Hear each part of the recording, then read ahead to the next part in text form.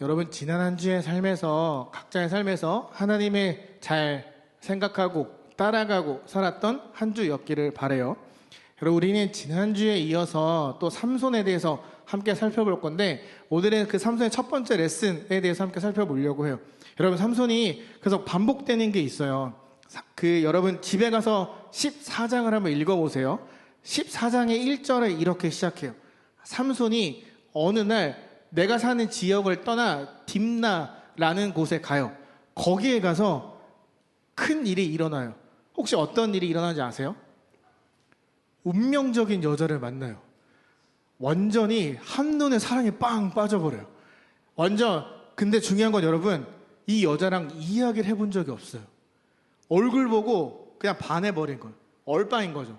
보자마자 확 뿅 가버렸어요. 그래서 어떻게 한 줄 아세요? 대화 한 번 안 해봤어요. 집에 와서 이렇게 이야기를 해요.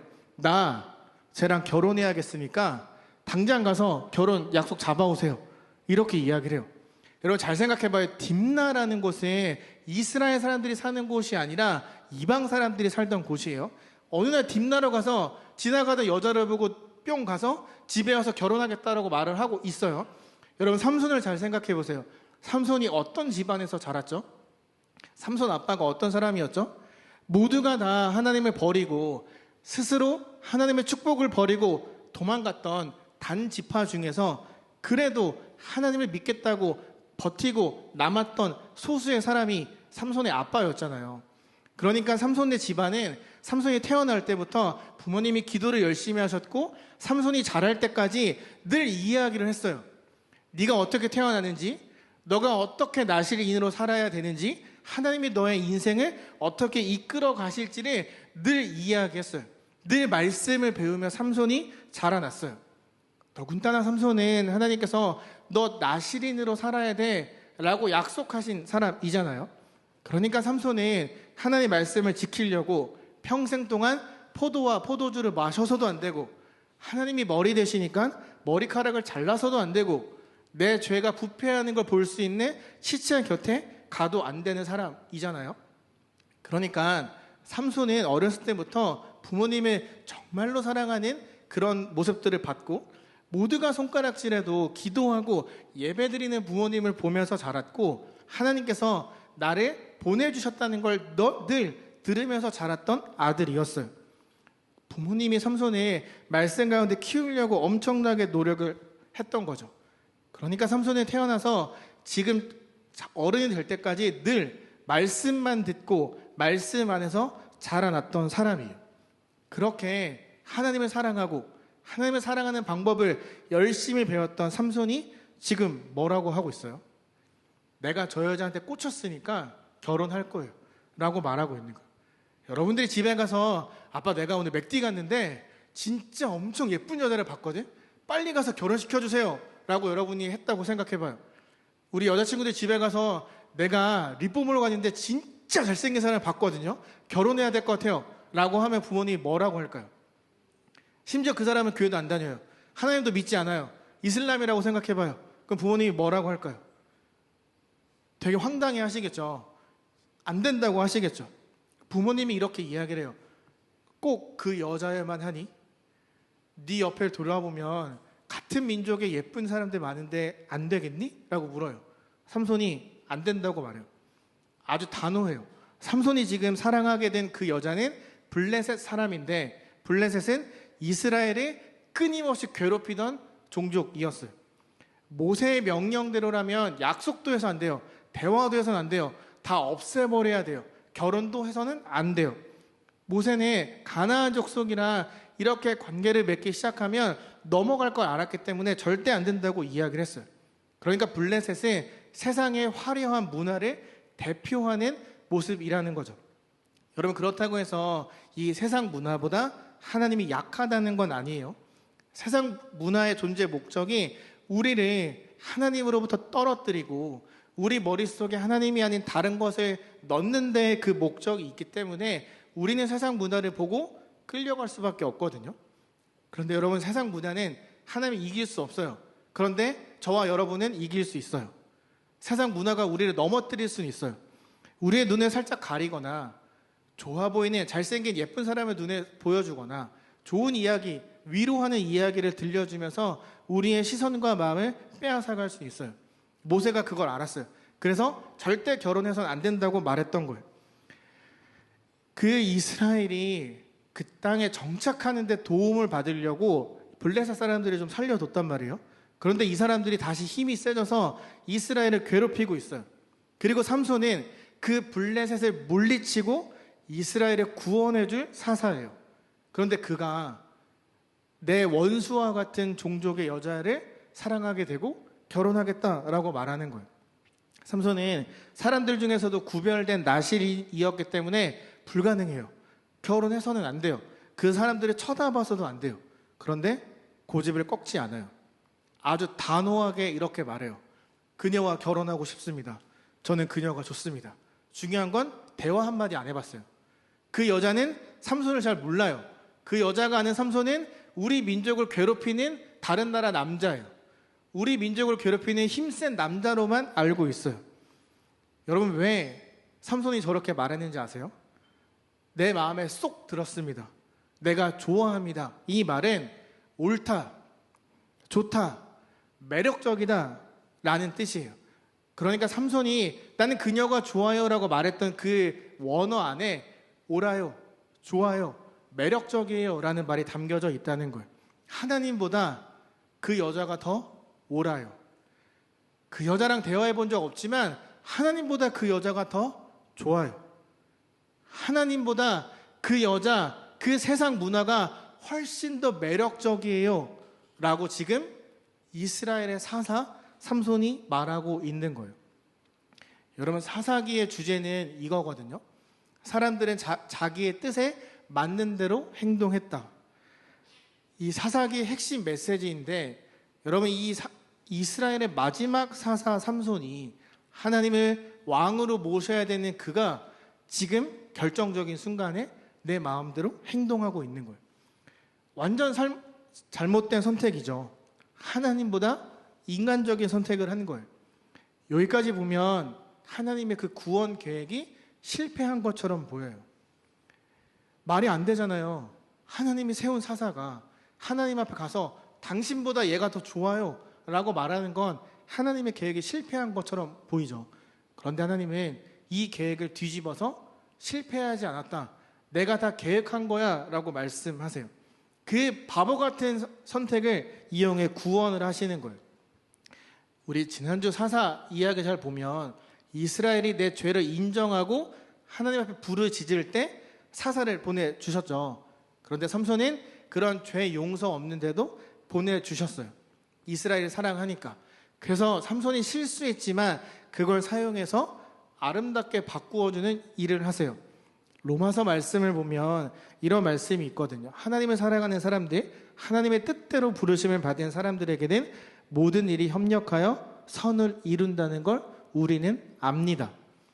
때론 내가 잘못된 선택을 해도 그 과정 속에 하나님을 무시하고 내가 더 좋아 보이는 걸 선택하고 하나님을 또 배신하고 더 매력적인 것들을 선택하며 살아간다고 해도 하나님의 그걸 뒤집어서 선하게 바꿀 능력이 있다는 걸 로마서가 말하고 있는 거예요. 여러분, 삼손이요, 굉장히 바보 같은 선택을 했어요. 그런데 하나님은 그 잘못된 선택을 사용해서 구원의 계획을 계속 보여주고 계세요. 결국 삼손을 통해 블레셋을 다 없애버리시니까요. 이제 삼손에게 직접적인 도전이 찾아와요. 첫 번째 레슨이에요. 여러분, 나실인이 하면 안 되는 게 있었죠. 1번 혹시 기억나요? 뭐였을까요? 포도주와 독주를 마시지 않는 것. 다른 말로 포도와 관련된 그 어떤 것도 먹지 않는 것이 나실인의 첫 번째였어요. 여러분, 삼손이 그 여자를 봤던 동네 있잖아요. 그 딥나라는 동네랑 그 붙어있는 소라라는 동네가 있는데 이 두 동네는 그 당시에 최상급 포도주로 유명했던 도시였어요.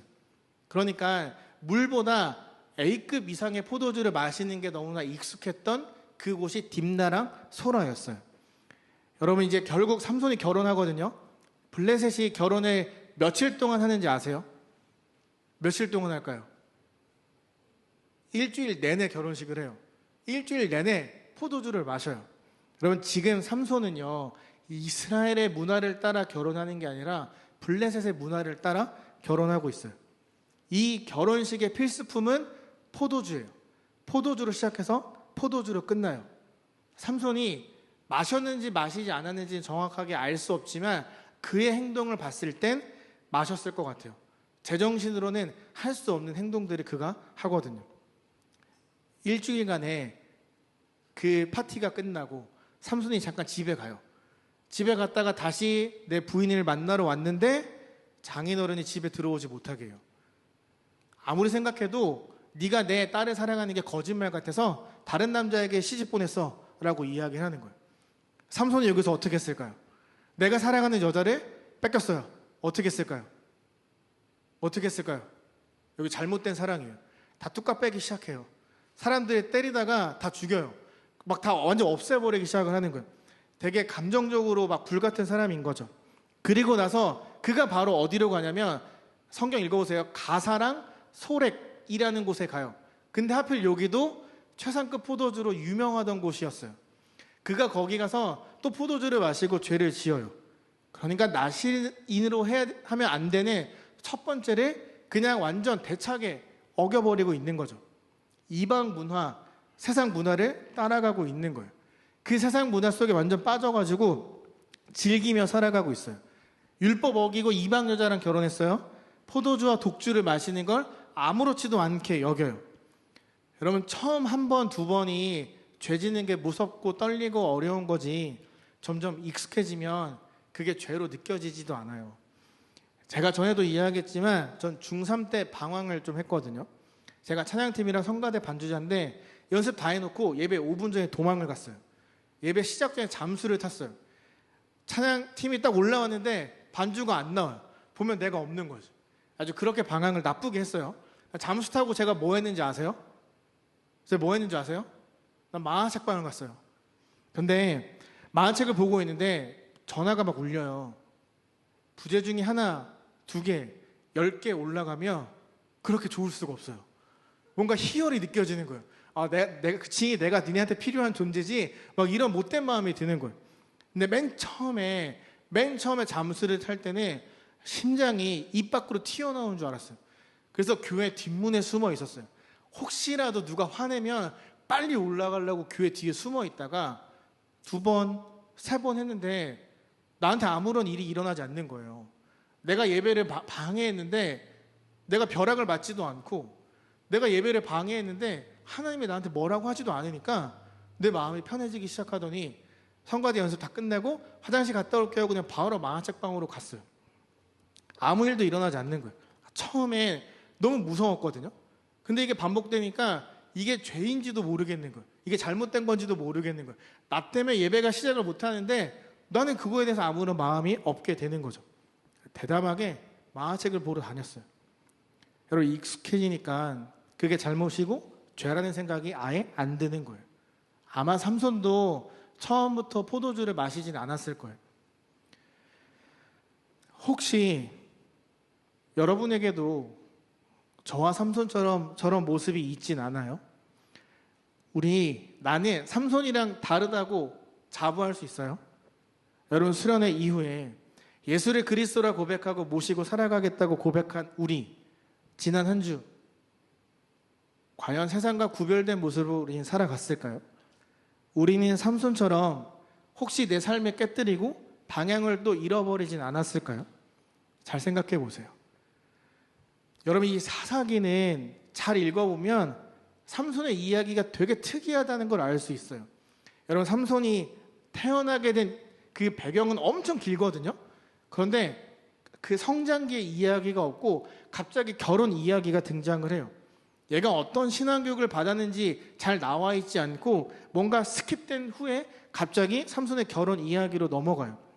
사사기 잘 읽어보면요 여러분 결혼식과 같은 이런 아름다운 이야기는 절대 어울리지 않아요. 이런 낭만적인 이야기는 사사기에 없어요. 사사기 뒤에 가면 내 첩을 막 토막내는 그런 일도 나거든요. 그러니까 되게 아름다울 수 없는 사사기에 갑자기 결혼 이야기가 나와요. 하나님을 계속 배신하고 세상을 향해 떠나는 탕자와 같은 이스라엘, 돼지 열매를 먹으며 고통스러운 이스라엘, 그럼에도 하나님은 그들의 구원하려고 부르고 계세요.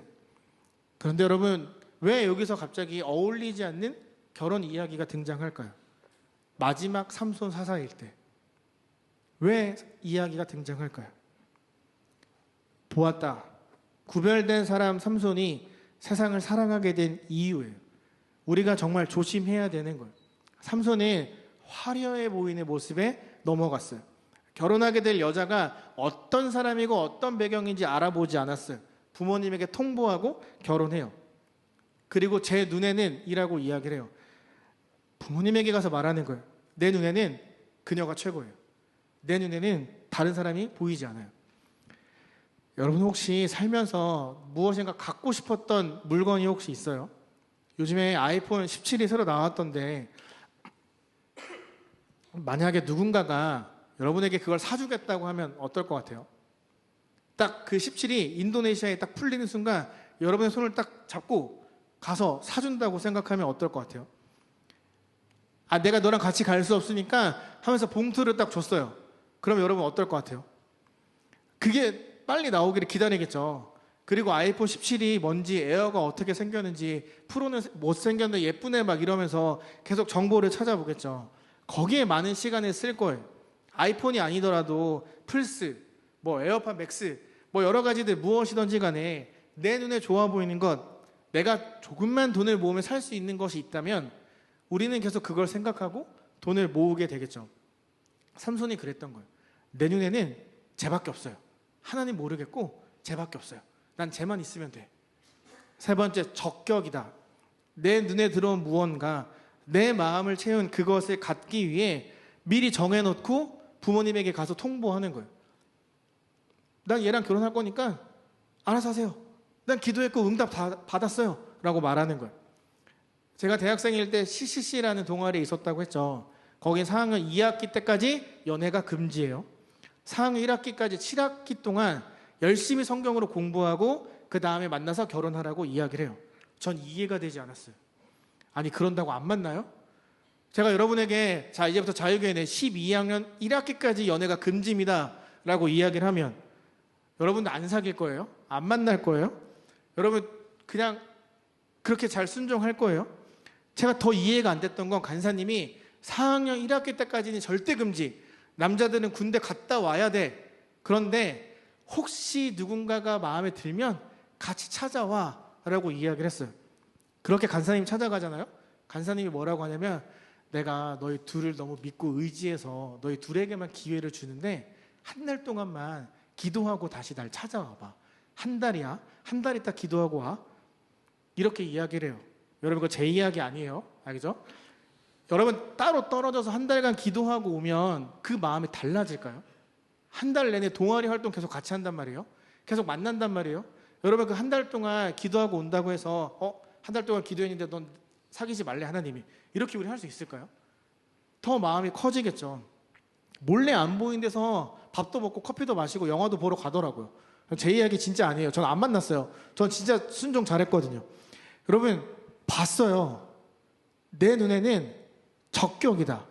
삼손 3콤보예요. 끝났어요. 구별된 나실인 삼손의 머리에도 마음에도 눈에도 어디에도 하나님이 없어요. 은혜를 송두리째 잃어버렸어요. 하나님 믿고 따라가는 삶, 하나님을 향한 믿음의 고백과 결단, 스스로 포기한 거예요. 그런데 여러분, 놀랍게도 저 모습이 어쩌면 저와 여러분의 모습일지 몰라요. 이렇게 생각하니까 좀 거시기 하죠? 내가 진짜 그리스도인이 맞나? 이렇게 살아도 되는 건가? 싶을 때도 있을 거예요. 그런데 여러분, 놀랍게도 하나님이 삼손의 저러한 마음을 알면서도 자신의 계획을 알려주세요. 여러분, 삼손이 왜 갑자기 딥나로 갔을까요? 왜 갔을까요? 왜 갔을까요? 저도 몰라요. 근데 확실한 건 하나님이 블레셋에 무너뜨리기 위한 계획을 갖고 그를 보내셨다는 거예요. 삼손이 그 딥나에 사는 여자랑 결혼하려고 부모님과 함께 내려가는데 그때 성령님이 삼손에게 임해요. 성경을 잘 보면 삼손이 어떠한 일을 하기 전에 성령님이 임하셨다, 여호와의 영이 임했다라고 말하거든요.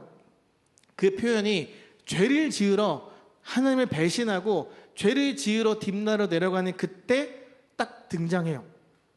은혜를 잊고 스스로 하나님을 포기하고 눈에 들어온 대로 내 마음에 내키는 대로 살아갔다고 해도 그의 인생에 하나님이 포기하지 않았다는 걸 성경이 말하고 있어요. 딥나로 내려가는데 여러분 포도랑 관련된 걸 가면 안 되잖아요. 근데 포도원을 가로질러 가면 바로 금방 갈 수 있거든요. 그래서 포도원을 가로질러서 가는데 갑자기 사자가 등장을 해요. 그때 여호와의 영이 삼손에게 임했다라고 이야기를 해요. 그래서 여호와의 영을 받고 삼손의 입을 잡고 훅 찢어서 사자를 죽여요. 여러분 이해가 되지 않더라도 잘 보세요. 내가 죄를 지으러 걸어가고 있어요. 하나님 앞에 등을 돌리고 죄를 지으러 가는데 갑자기 하나님의 강렬한 은혜가 나한테 딱 임했어요. 그러면 우리는 어떻게 할까요? 생각은 해보겠죠. 내가 잘못 가고 있는 거 아닌가? 하나님이 나에게 말씀하시는 거 아닌가? 생각하는 게 일반적이겠죠. 여호와 영이 임했어요. 사자를 죽였어요. 그리고 근데 그게 다시 죄를 지으러 내려가요. 삼손에게 내가 경험한 그 강렬한 은혜보다 내 눈에 들어온 내 눈에 적격인 그 여자밖에 지금 생각이 나지 않는 거예요. 하나님의 은혜가 내한테 빡 임해서 내가 그걸 경험하고 있는데 내 머릿속은 온통 다른 여자만 생각하고 있는 거예요. 첫눈에 반한 여자 가서 처음으로 대화를 해요. 대화를 했는데 너무 좋은 거야. 아니 얼굴도 예쁜데 말하는 것도 너무 예뻐. 마음을 다 뺏겨버렸어요. 그 여자가 갖고 있는 단점이 하나도 보이지 않아요. 이방 여자, 하나님이 금한 거, 말씀 아무 생각 안 나요. 이미 난 지금 은혜를 경험했거든요. 내가 사자를 죽인 그 느낌이 아직도 가시지 않았거든요. 그런데 가서 다시 죄를 지어요. 혹시 예배를 드리고 있는 지금, 아니 매일을 살아가는 여러분의 생각과 마음을 빼앗고 있는 게 있지 않나요? 여러분도 지독하게 포기할 수 없는 무언가가 있지 않아요? 불효일 수도 있고 피파일 수도 있고 아이돌일 수도 있고 친구일 수도 있고, 여러분들이 그것을 막 하고 있는데 갑자기 예배 드려야 돼, 빨리 올라가 라고 말하면 여러분 게임하는 거 미련 없이 종료할 수 있어요?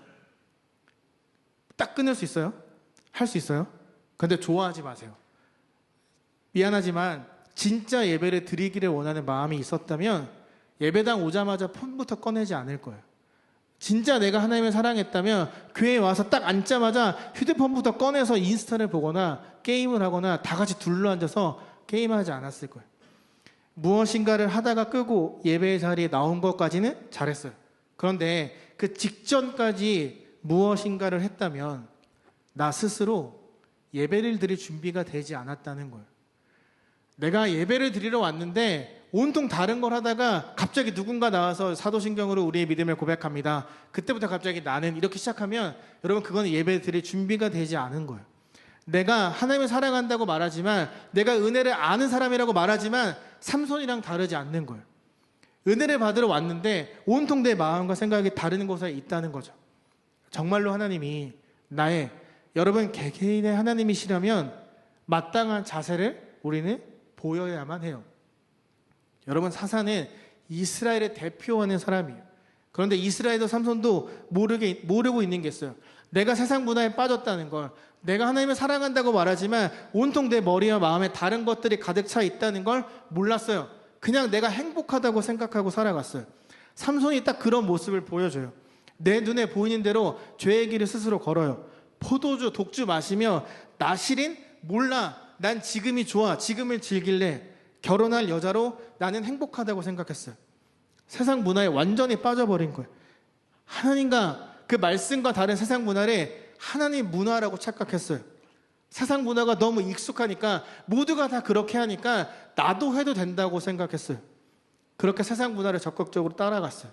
그래서 여호와의 영이 임해서 새로워진 마음이 생겼지만 바로 잊어버리고 죄의 길로 걸어갔어요.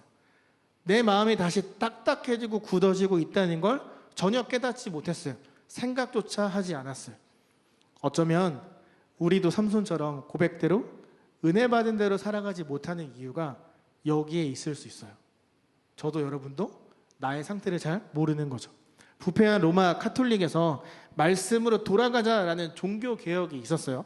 10월 달에 함께 나눌 건데, 저 종교개혁이 추구했던 것이 저기 써있는 개혁주의였어요.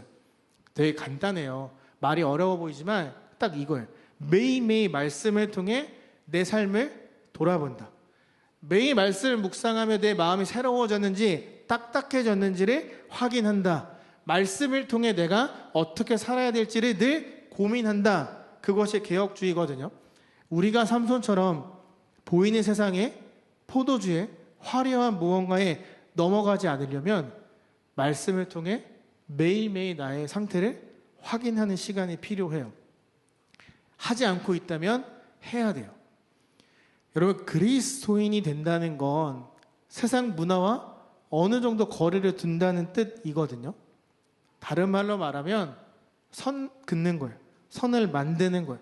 우리 작년 1월 우리 처음 만났을 때 나누었던 설교 제목이 선 긋기였죠. 여러분, 그 선 긋기 잘 하고 있어요? 제가 작년 마지막 예배 때 여러분들이 그었던 선, 그 적었던 종이를 돌려줬는데 그거 갖고 있어요? 어디 있는지 모르죠? 다 알죠?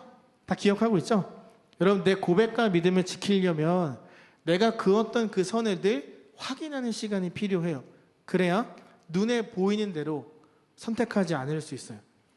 그래야 세상이 아니라 정말로 여러분들이 사랑한다고 고백한 하나님을 선택할 수 있어요.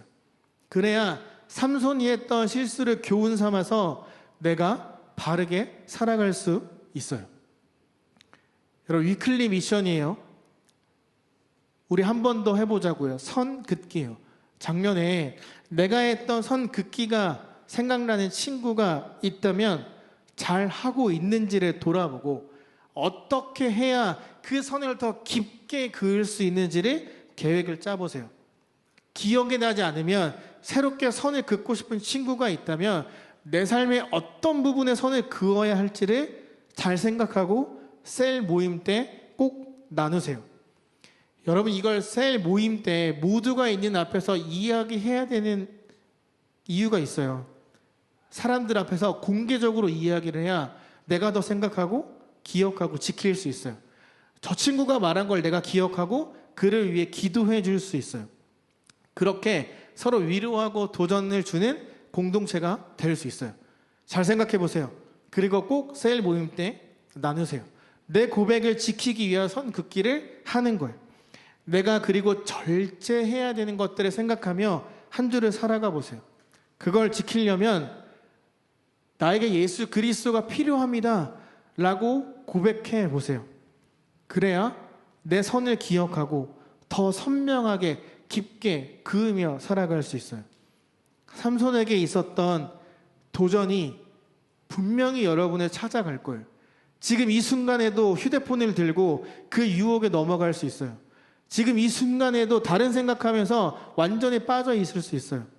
학교 가면, 집에 가면 더 많은 유혹이 여러분을 찾아올 수 있어요.